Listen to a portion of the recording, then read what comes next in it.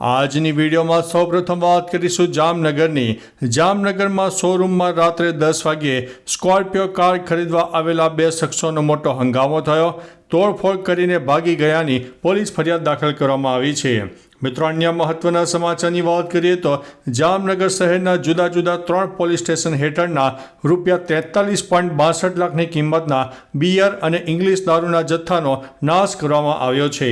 ત્યારે મિત્રો, અન્ય મહત્વના સમાચારો પર નજર નાખીએ તો જોધપુરના વેરાવળ ગામમાંથી ગંજીપાના વડે જુગાર રમી રહેલા 6 શખ્સોની ધરપકડ કરવામાં આવી છે.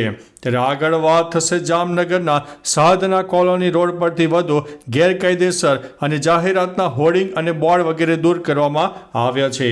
ત્યારે મિત્રો, અન્ય મહત્વના સમાચારની વાત કરીએ તો પહેલગામમાં હુમલો કરતા પહેલા આતંકીઓએ ISIનો કોન્ટેક્ટ કર્યો હતો તેવો NIAનો દાવો છે અને હવે પોલીસ તેના તરફ આગળની કાર્યવાહી હાથ ધરી રહી છે.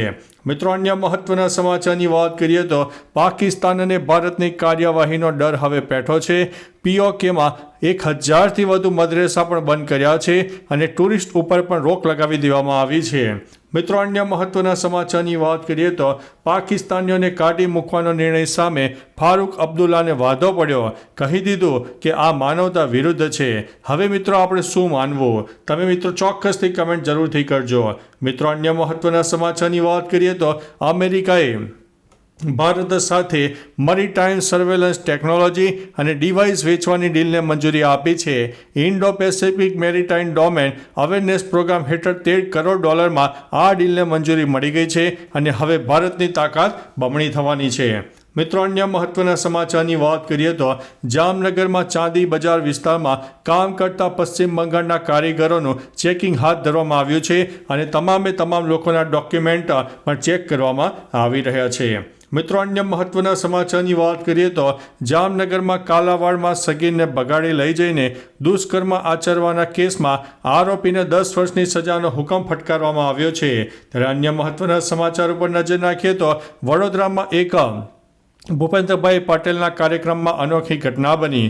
2 મહિલાઓ એકદમ ઊભી થઈ અને વારંવાર રજૂઆત કરવા માંડી. ત્યારે મિત્રો, ભૂપેન્દ્રભાઈ પટેલે જણાવ્યું કે તમે કોઈ ચોક્કસ એજન્ડા સાથે આવ્યા છો. મિત્રો, ભૂપેન્દ્રભાઈ પટેલ ગુસ્સે પણ થઈ ગયા હતા અને તેમણે કહ્યું કે પ્રોગ્રામ પત્યા બાદ તમે અમને મળજો. મિત્રો, અન્ય મહત્વના સમાચારની વાત કરીએ તો દિલ્હીમાં મોડી રાત્રે વાવાઝોડાની અસર થઈ. ભારે વરસાદથી અનેક વિસ્તારો જળમગ્ન પણ બન્યા હતા. વૃક્ષો પણ બળી જવાની ઘટના બની.